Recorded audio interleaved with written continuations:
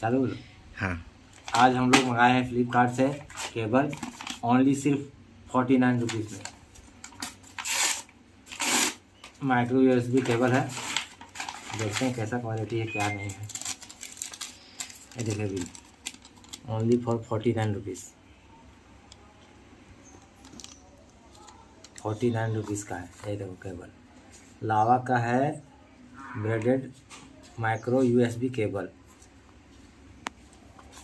और इधर 5.2 ampere 10 volt ampere है इसका।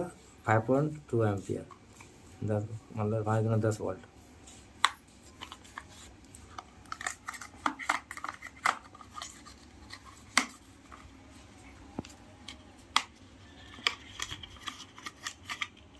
ये देखिए केबल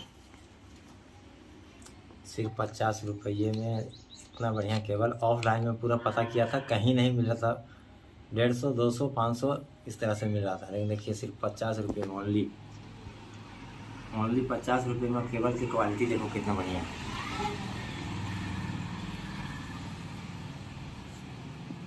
नायलॉन का लगा हुआ है कपड़े वाला, और प्लस में इसका देखो कितना बढ़िया क्वालिटी है।